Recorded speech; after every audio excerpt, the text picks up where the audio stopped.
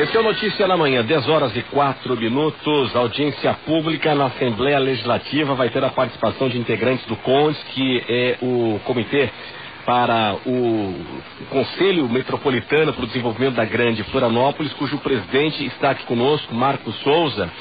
E esta audiência é para tratar da região metropolitana, às 5 da tarde, no plenarinho da Assembleia. Pois é, a tão sonhada e esperada região metropolitana está de volta, né? Já existiu a região metropolitana, ela ficou de lado com a criação das secretarias de desenvolvimento regional e agora a reativação via lei das regiões metropolitanas. O que uma região metropolitana, no caso a nossa região metropolitana da Grande Florianópolis, pode melhorar a vida do cidadão? Presidente Marcos Souza, bom dia. Bom dia, Renato. Bom dia a você, aos ouvintes da CBN. Bom, muito bem. A região metropolitana, como você bem disse, ela já existe, tanto de direito quanto de fato. O que nós precisamos agora é regulamentar o modus operandi, ou seja, a autarquia que vai comandar isso. A princípio, a sugestão inicial era uma autarquia. E a criação do Fundo Metropolitano, que é para gerir todos esses possíveis investimentos que virão para a região metropolitana. Pensar Grande Florianópolis hoje de forma isolada, seja São José, Florianópolis, Palhoça, Biguaçu, enfim, se tornou inviável. O que nós precisamos é pensar essa região como um todo.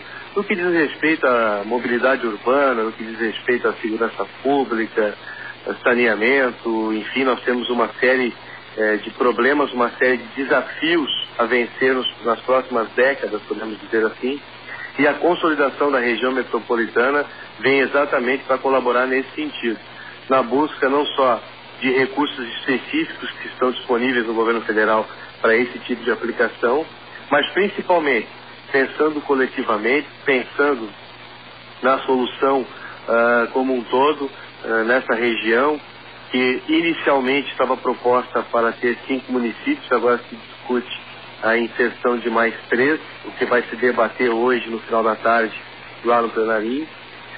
A intenção é que essa discussão de hoje possa esclarecer alguns pontos importantes, até mesmo aos próprios parlamentares e à sociedade civil que lá estará, e em seguida que o nosso relator possa preparar o relatório final desse projeto e ele vai ainda no primeiro semestre a votação e, se tudo correr bem, que a gente espera, passe e seja sancionado em breve para que a gente tenha essa realidade e essa possibilidade de um maior desenvolvimento de toda a região metropolitana. Bom, presidente, então nós temos Florianópolis, São José, Biguaçu, Palhoça e Santa Amaro, então é isso? Isso, no proposta inicial eram esses os 5 municípios. Santa Amaro até em função da questão das águas, né? Sim, e os outros 3 que podem entrar, quais são?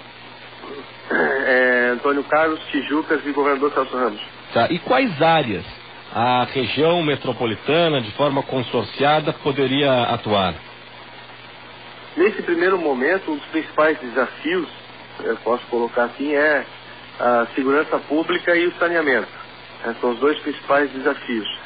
Quando você pensa em saneamento, principalmente a questão saneamento e resíduos, né? Coleta de lixo, próprio tratamento das baías. Hoje você, para pensar num processo de despoluição, de melhora nesse tratamento, é preciso pensar toda a região metropolitana, na coleta do lixo da mesma forma. E quando a gente fala, por exemplo, em mobilidade, você envolve todos os municípios. Não tem outra forma. A integração do transporte coletivo, do transporte de massa, ele é importante para que se tenha soluções efetivas. Hoje você tem uma grande migração durante todo o período. O próprio Planos, né, que está sendo desenvolvido pelo governo do estado aí nesse estudo, tem constatado isso ao longo das suas pesquisas, essa grande movimentação entre esses municípios. Então não tem como pensar transporte público isolado só em São José ou só em Palhoça. Sim, agora, presidente, minha dúvida é como tornar isso, essa ideia da integração, da gestão consorciada, uma realidade. Por exemplo, o senhor citou a questão do saneamento, do recolhimento de lixo e tal. Sim. Nós temos contratos vigentes.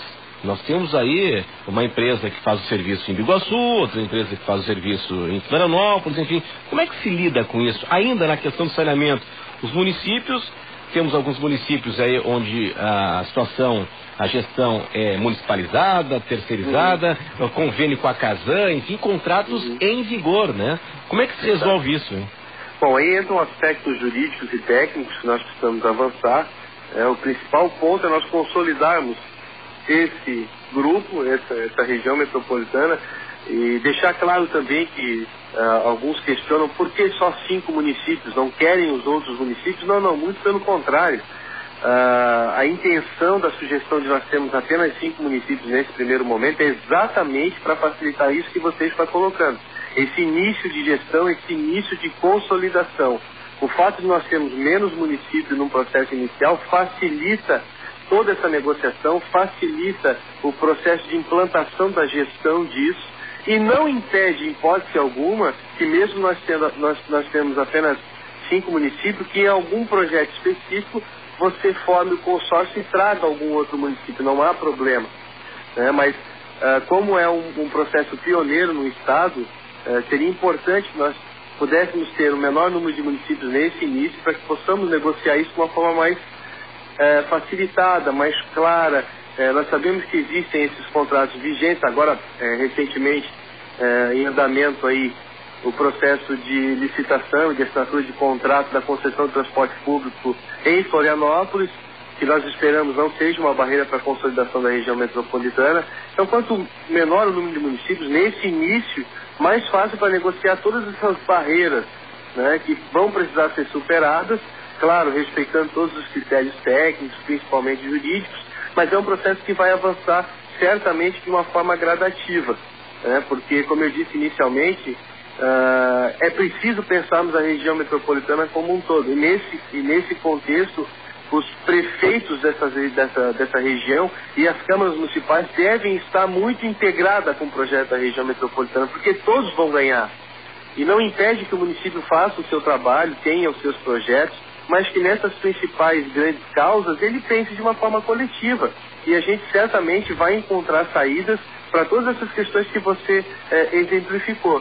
Existem saídas que elas não sejam a curto prazo, mas a médio e longo prazo, com um bom planejamento, com uma boa negociação, tudo isso é possível e toda a população, toda a sociedade da região vai ser beneficiada.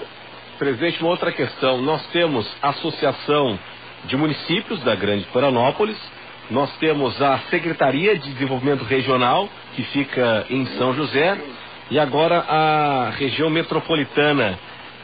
Está claro o que cada um faz? Está claro, o projeto traz isso de uma forma muito clara, inclusive a intenção não é inchar a máquina pública, muito pelo contrário, é utilizar toda essa estrutura que já existe para a formação desse grupo gestor, inclusive trazendo os prefeitos, trazendo os secretários de infraestrutura, os presidentes das câmaras, trazendo todo esse contingente que já existe da gestão pública, incluindo a STR, para que a gente possa uni-los. Quando a gente fala em autarquia, às vezes pode assustar um pouco, vão criar mais um elefante branco. Não, o projeto é bem claro, ele não cria essa estrutura do zero, ele traz essas pessoas que já existem, que já estão participando do processo, apenas para serem unidos aí em torno do Fundo Metropolitano para a gestão dos projetos que sejam de interesse da região metropolitana, ou seja, de todos os municípios conurbados nesse processo.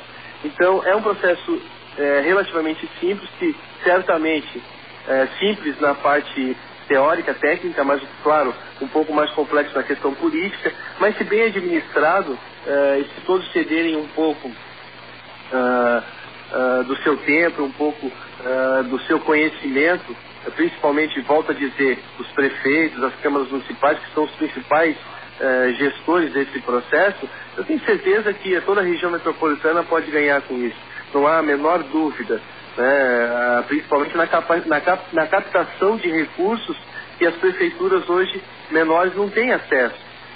E as regiões metropolitanas têm acesso. Basta ver o que está acontecendo em Curitiba, o que está acontecendo na região metropolitana de Porto Alegre, grandes obras, grandes projetos sendo capitaneados pela região metropolitana e não por municípios isolados. Esse ponto que o senhor traz é extremamente importante, né? Na medida em que alguns financiamentos, né, algumas linhas de financiamento, alguns projetos do governo federal só são contempladas as regiões metropolitanas. E agora nós temos mais uma capacidade de atração de investimentos. Presidente da EMPO CDL São José, presidente do CONDES, Conselho Metropolitano por Desenvolvimento da Região da Grande Florianópolis, Marcos Souza. Muito obrigado pela sua atenção aqui conosco. Bom dia.